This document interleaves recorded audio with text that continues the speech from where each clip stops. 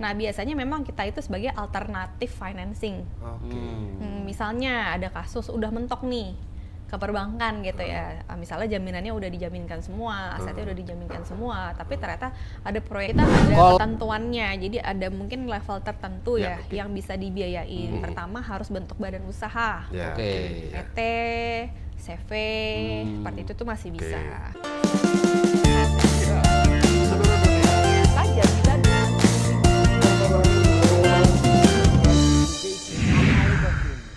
Luar biasa. Meja makan sama saya Bayu, Chris Budiarjo. Wah, iki butuh urunan. Patungan. Jadi ketika kita mau menjalankan bisnis, kadang-kadang ada urunan. Ya. Tapi yang paling repot, bisnisnya sudah jelas, sudah ada, yakin, nggak duwe modal. Nggak modal. Nah, sekarang ini pemerintah atau otoritas jasa keuangan itu beberapa tahun, 5 tahun terakhir ini sudah mengeluarkan sebuah kebijakan. Loh, sampean ngerti keuangan? Republik Indonesia, bro. Jadi ada program namanya pelayanan urun dana. Urun dana. Jadi dia adalah penghubung sebenarnya antara investor. Orang punya uang nih, baik individu maupun kamu punya duit nih. Saya punya program bisnis atau punya bisnis yang harus bisa dikembangkan.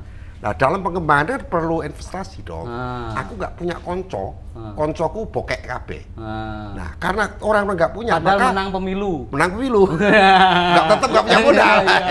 Maka saya menghubungi perusahaan yang mendapatkan izin sebagai penghubung atau pialang, kalau di saham kan pialang. Nah, ini ada perusahaan ini yang mana dia dipercaya oleh para investor. Atau kita punya uang, mau dikapain nih duit pandemi, orang kaya bro, supaya aman. Bagaimana kalau saya langsung ke kamu, dasar hukumnya nggak kuat. Kalau saya ketuntut kamu pengadilan susah.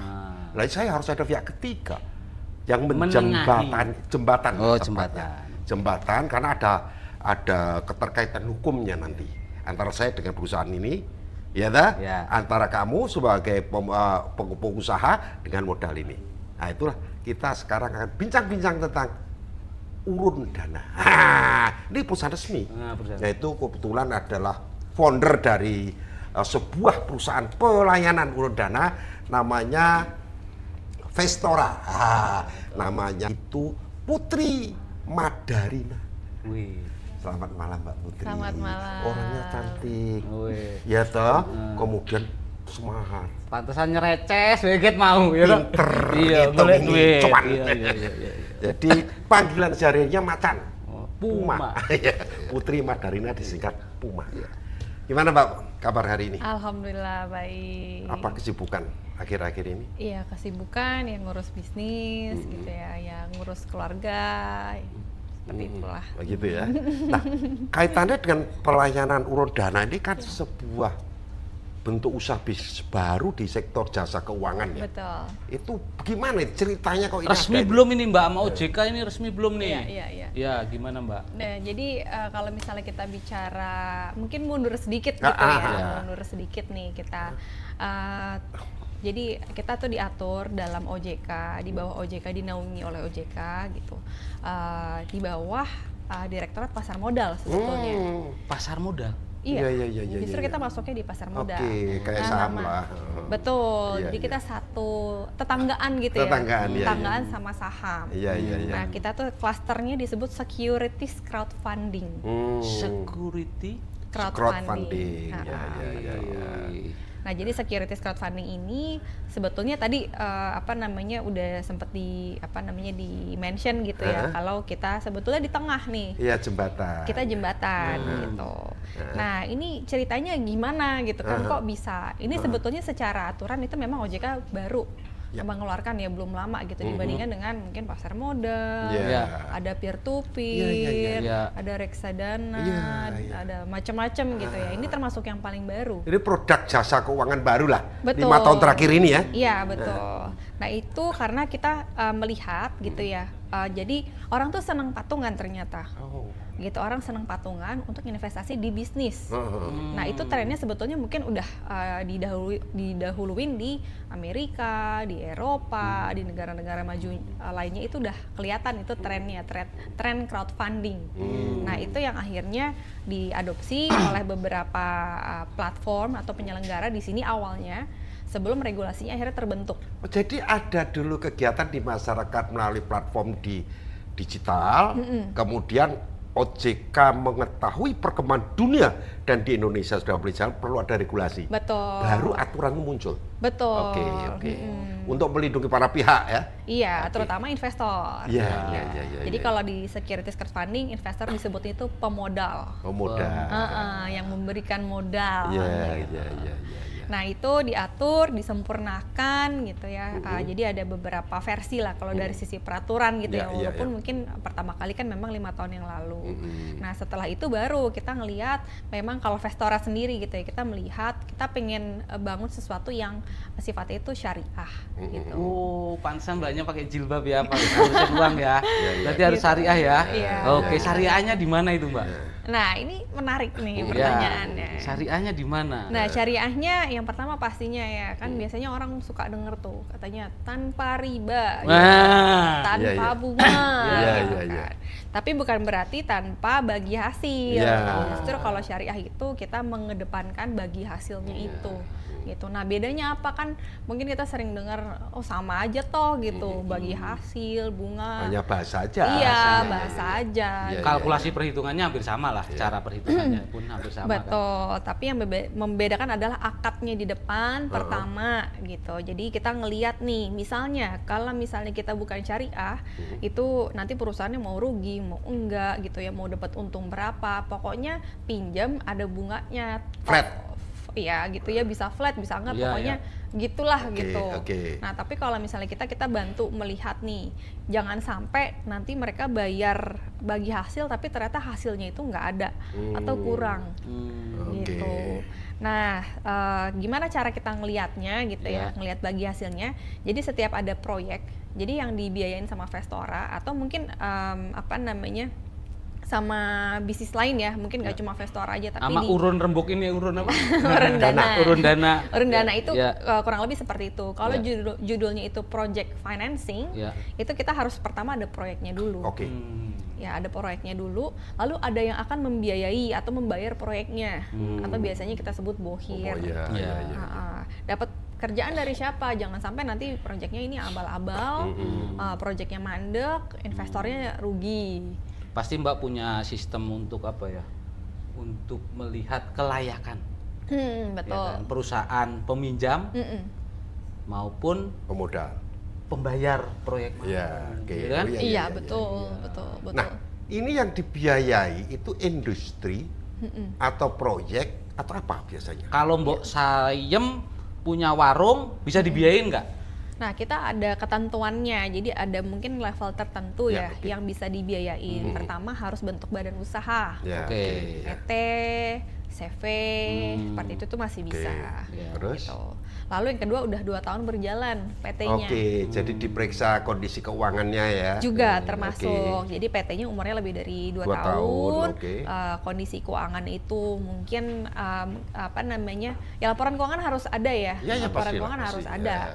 Gitu. Dan yang paling penting juga rekening koran kita cek track juga. record keuangannya. Track record keuangannya kita cek juga. Kita lihat nih betul nggak misalnya katanya ini perusahaan Maju Mundur Sejahtera ini udah dapat proyek nih 5 kali gitu ya dari PT ABC misalnya. Nah kita lihat betul nggak gitu dari PT ABC ini masuk nggak gitu pembayarannya. Terus ada proyek lagi dari PT mana lagi gitu ya, kita lihat lagi ini sesuai nggak sama apa yang disampaikan gitu. Kalau ini ya perusahaan umum lah, syarat umum, maksud saya bentuk usaha apa, jenis usaha apa yang dapat dikerjasamakan dengan Vestora ini? Iya, biasanya memang Vestera atau Vestora? Vestora ya. Vestora, peng telu ki iklan ki. Iya, ono hitungan. Iya, Vestora. Tambah lagi, Vestora lagi. Iya, jadi apa namanya bidang bisnisnya gitu ya. Biasanya kita pasti B2B gitu ya. Itu apa namanya ciri khas utama yang pertama gitu. Karena kalau misalnya jualan ke retail gitu atau jualan ke masyarakat umum, ke publik itu kan biasanya nggak ada dokumennya gitu kan. Kita beli barang kita jual gitu. Nah ini kita harus ada dokumennya sehingga memang itu perusahaannya pasti tipe bisnisnya itu B2B. Project berarti dalam ada proyeknya. Ya. Jadi bisnis to misalnya bisnis. Pengadaan. Betul, pengadaan, kemudian kontraktor. Betul. Itulah kira-kira ya. Pengadaannya juga bisa macam-macam. Tapi kalau industri kan belum atau tidak. Industri kebetulan kita Vestora itu nggak ada preferensi tertentu. Jadi selama bisnisnya bagus, kita paham bisnisnya gitu ya. Tim analis Vestora itu paham bisnisnya apa, itu biasanya kita terima. Gini, kalau Vestora sendiri lebih memprioritaskan pada proyek-proyek lah ya. Tetapi secara umum aturan. Iya. Yang dimaksud dengan pelayanan urun dana itu termasuk untuk industri atau enggak? Enggak. Di dalam aturan betul, industrinya bebas. Bebas ya maksudnya. Betul. Untuk industri boleh, untuk pabrik boleh gitu ya. Iya betul. Tapi memang kalau underlying dokumen itu mungkin ada apa namanya, ada dijagain juga gitu ya sama regulasi supaya maksudnya nggak. Maksudnya diregulasi ini. Betul. Misalnya industri tambang. Ya, nggak ada spesifik sih, nggak ada. Grade ini, grade resiko. Artinya ada dibebaskan ya. Bebas, kemudian betul. Juga tapi perdagangan misalnya yang sifatnya B2B juga. Oh ini harus basisnya perdagangan ikan misalnya. Itu bisa juga. Bisa juga sebetulnya gitu. Yang penting ada PO-nya mana gitu ya. Betul. Buktinya mana misalnya gitu. Pertanyaannya ini agak apa ya? Ini pertanyaan titipan sebetulnya Mbak. Apa yang membuat orang memilih menggunakan urun dana ini daripada ke bank? Karena, bedanya apa? Nah, karena kan saya lihat tadi syarat-syaratnya kayak di bank, prosesnya sama di bank. Apakah bagi hasilnya lebih kecil, ataukah karena syariahnya, atau karena kenapa gitu? Jadi memang ada beberapa mungkin alasan gitu ya, yang dari pengalaman kami. Pertama mungkin ada yang kebetulan carinya syariah gitu. Jadi komparasinya itu sama dengan atau dikomparasi dengan platform lainnya yang sejenis nih. Nah, akhirnya ke Vestora. Ada juga yang industrinya atau apa ya jasa keuangan yang dipilih itu akhirnya pilih SCF. Nah biasanya memang kita itu sebagai alternatif financing. Misalnya ada kasus udah mentok nih ke perbankan gitu ya, misalnya jaminannya udah dijaminkan semua, asetnya udah dijaminkan semua, tapi ternyata ada proyek bagus. Call-nya dari BI kan biasanya ngeluarin apa ya? Kalau ada orang nggak bayar sekali, sebulan, 2 bulan itu kan ada BI checking dan segala macam. Pasti dilakukan ya? Oh iya, kita cek juga seperti itu karena memang kalau di peraturan OJK-nya itu kita belum boleh ya memproses kalau misalnya mereka udah sampai call tertentu, gitu. Jadi memang tetap harus komitmen nih. Apa aset dijaminkan semua asal tetap komitmen.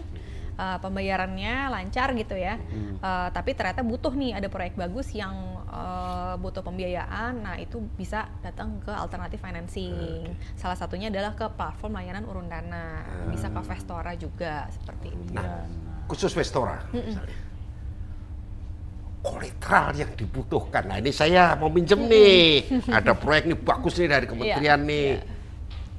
Di samping proyek dan latar belakang jejak digital keuangan saya, ini kan saya laporkan semua diperiksa bla bla bla bla, bagi hasil setuju, apa jaminan di luar proyek itu? Iya, jadi kalau misalnya memang proyeknya itu bagus, sebetulnya kolateral itu belum tentu kita minta, gitu. Jadi tidak selalu.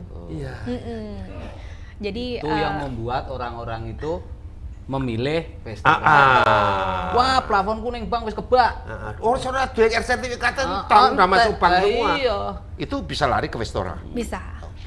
Nah, karena kan wah sekarang kalau lihat produk keuangan kan sampai yang terbaru itu kan booming apa? Pinjol. Foto KTP aman keluar. Itu kan mudah gitu kan. Kemudahan seperti apa yang ditawarkan oleh yang dilakukan oleh teman-teman di pelayanan urun dana ini umumnya ya, dan khususnya investor. Iya.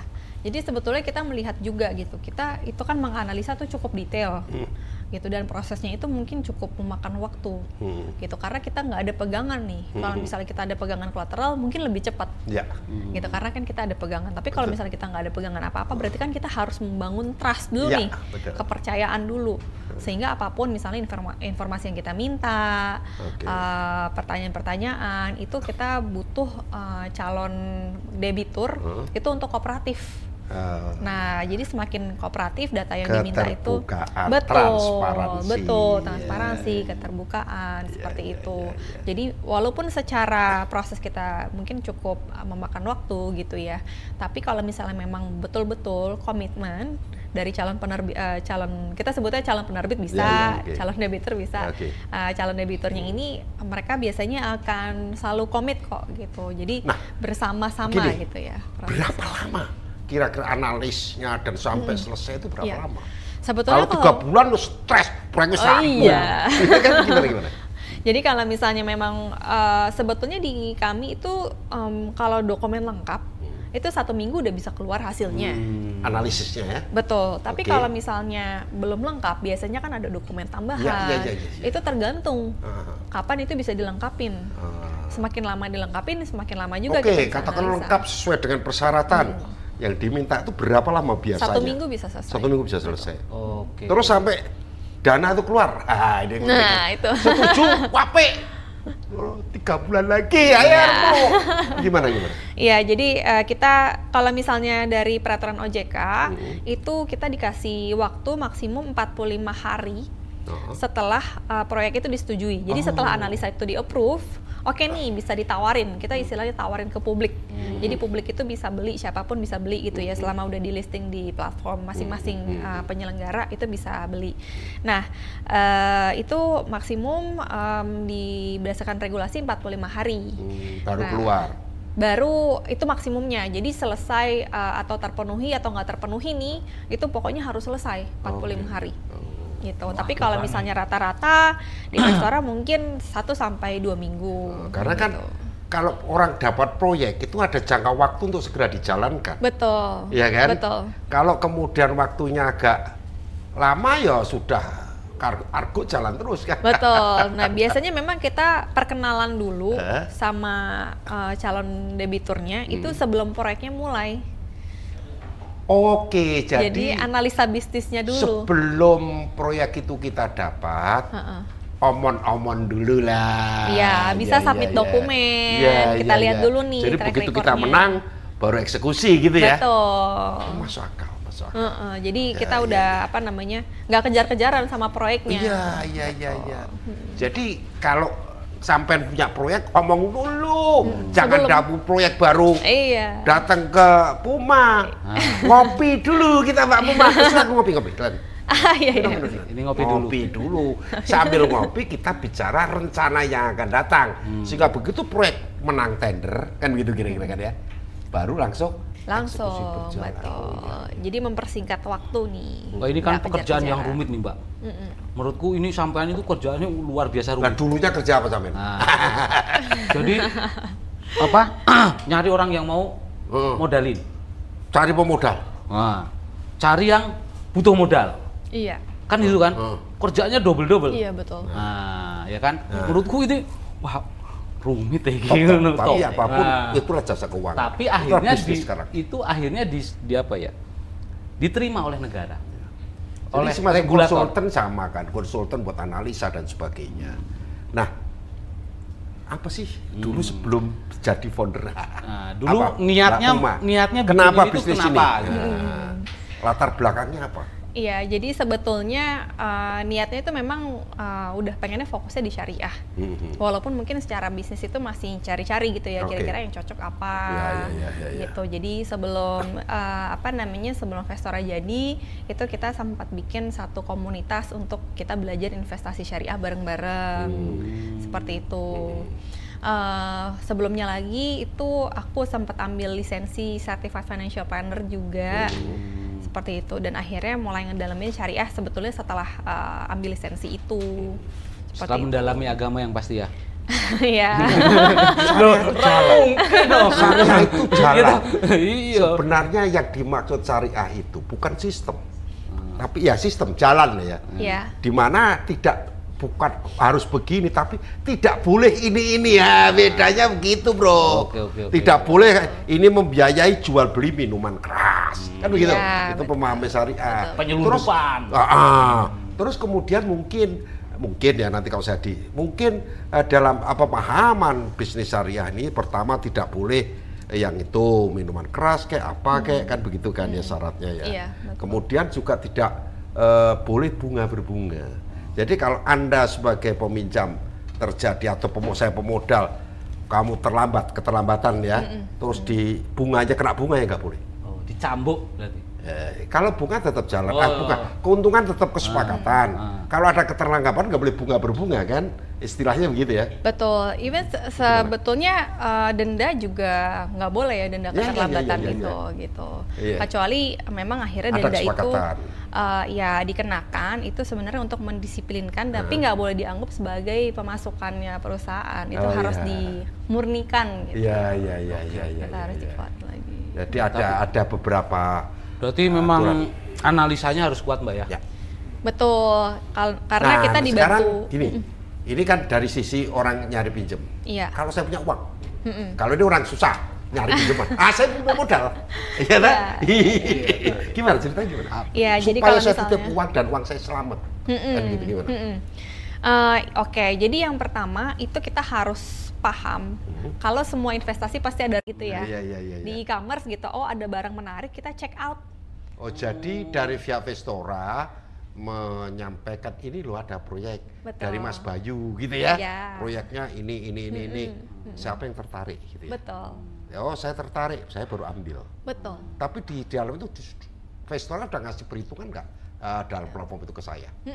Jadi di dalam itu kita kasih ini perusahaan apa, namanya apa perusahaannya, bidang usahanya apa, bagi hasil berapa, ngerjain apa. Bagi hasil itu penawaran dari Mas Bayu sebagai pengusaha yang membutuhkan modal. Jadi kesepakatan, gitu. Jadi kita kasih analisa kita tahu nih market itu maunya berapa. Gitu. Ini resikonya perusahaannya seperti apa? Dengan resiko seperti A, B, C itu minat investor itu bagi hasilnya setara dengan sekian-sekian. Seperti itu. Jadi nanti kita sampaikan. Tapi itu kan via Vestora dong yang bikin analisis kan. Betul. Dari via investor, pemodal, iya. Itu tinggal masuk akal. Oke atau tidak kiri. Ya, jadi kita kasih analisa. Kemudian yang bertanda tangan dalam investasi ini pemodal atau Vestora kepada pemodal dan Vestora kepada debitur apa istilahnya? Iya, penerbit bisa. Penerbit, oke. Iya, atau gimana? Jadi kalau misalnya dalam hal perjanjian itu ada beberapa perjanjian. Ya. Yang pertama itu antara Vestora dengan pemodal. Itu Vestora dengan debitur dan pemodal dengan debiturnya. Oh gitu. Jadi ada dua versi itu. Jadi ada sebetulnya ya umumnya itu dua ya, umumnya dua. Itu tapi di awal sebetulnya udah ada perjanjian nih kalau pemodal nih berniat untuk menitipkan dananya itu melalui Vestora. Oh iya itu maksud saya. Sebelum Mbak punya Vestora ini, Mbak ikut arisan berapa banyak? Belum pernah ikut arisan. Karena ini beda. Bimbingan arisan ya toh? Iya kan? Konsepnya kayak ibu-ibu arisan kan? Iya. Nah, arisan sopo sing nembak iki kan gitu kan. Oh, aku arep mantu. Nah, aku nembak duluan. Urun kan. Iya, ini bijak apa? Suasananya suasana lokal sekali ini ya. Iya, sebetulnya. Tapi internasional. Iya. Ini di Amerika sudah ya. Di Amerika, ya di Amerika, di Eropa itu udah jalan duluan. Tapi ya setuju sih maksudnya kearifan lokal ya. Kalau di sini kalau kita patungan arisan, patungan. Iya, gelenian lah ini ya, ibu gelenian ini. Siapa kalau terjadi masalah di Kemplang nih, karena kan nggak pakai kolateral tadi, hanya trust dari Vestora kepada debitur atau penerbit. Apa? Yang harus saya lakukan sebagai modal nih ke security-nya apa gitu ya. Betul. Investor ini dari investor. Kalau pinjam ya terima kasih dah, kredit tanpa angsuran ya kan. Cocok. Iya, jadi sebetulnya itu mungkin tahapan terakhir gitu, karena kalaupun nggak ada kolateral itu biasanya kita tetap minta mungkin pengamanan lainnya gitu ya, kayak misalnya personal guarantee, corporate guarantee, lalu rekening banknya itu yang kegiatan operasional itu juga kita yang pegang, Vestora yang pegang gitu. Artinya dari pihak Vestora sudah menghitung pengamanan. Betul. Ya tentu tidak diungkap di sini, nanti setengah kamar kalau sudah beneran ya ta? Ini kan baru omong-omong seandainya saya punya modal. Ibu-ibu arisan itu juga jarang gagal kok. Iya kan? Nggak pakai perjanjian. Nggak pakai perjanjian. Saling percaya. Iya. Jadi intinya bisnis ini adalah trust. Bisnis apapun. Betul. Kepercayaan. Makanya kalau kita ingin sukses di dalam bisnis, kredibilitas kita harus bagus. Nah, kadang-kadang perbankan kita harus bagus, tidak boleh terdata atau ada apa BI checkingnya gagal. Itu kahanan. Apapun tetap akan terdeteksi oleh pihak pemuda jembatan tadi apa? Penyelenggara. Jadi bayangan saya tuh, ya kan, mas-mas atau mbak-mbak yang setiap hari bekerja itu, terus merasa bahwa gajinya itu banyak lebihnya daripada di bank, orang muda-muda buka aplikasi. Wih, ini ada bisnis tas nih. Oh iya, Kang Asep nih. Nah, itu minimal dalam permainan. Kalau kita main saham kan ada saham kecil, ada saham gede ya. Kalau di Vestora, itu berapa uang kira-kira yang bisa dikerjasamakan minimalnya, umumnya? Iya, ini berarti dari kalau maksimal investor nggak terbatas ya. Mau nitip berapa investor ini pengusaha. Iya. Nah. Kalau investor minimum 1 juta aja. Wah, 1 juta iso. 1 juta udah bisa ini. Terus dapat apa kalau 1 juta? Gimana ceritanya? Ya, 1 juta nanti kan digabung. Oke, jadi Vestora itu juga mengkolek dana dari retail, punya uang 1 juta, 10 juta, 20 juta, itu masuk ke dalam sebuah kotak lah ya, katakanlah ada kotak dana yang masih tersimpan. Tatkala nanti ada penerbit atau pengusaha seperti Mas Bayu ini, ya itu membutuhkan dana, maka uang gabungan ini dimasukkan ke kontrak ini baru diberitahu. Jadi biasanya itu kita kasih tahu dulu. Nah, pemodalnya pilih. Lo kan cuma 1 juta, padahal kebutuhan 1 miliar. Iya, nggak apa-apa, nanti kita kumpulin. Lah iya, untuk diberitahunya seperti apa? Apa masuk dalam kelompok gabungan ini atau bagaimana? Jadi langsung pilih proyeknya, langsung transfer 1 jutanya, tapi uangnya kita pegang dulu. Iya, paham. Itu hitungannya berarti ikut kelompok ini gitu kan? Iya, betul. Kelompok investor PT Bayu misalnya gitu. Oke. Jadi bahwa ini ada Mas Bayu menerbitkan dengan PT Bayu, bisnis iklan perlu 1 miliar. Lah 1 miliar saya ikut 1 juta deh gitu. Oke. Dengan kemungkinan untungnya sekian. Nah udah kita kan punya 50 miliar, kita tahu dulu lah. Boleh 50 miliar juga boleh kita investasi. Padahal wong susah gitu. Meja makan, berjumpa lagi di Meja Makan bersama Vestora Putri Madarina, penyelenggara pelayanan urun dana.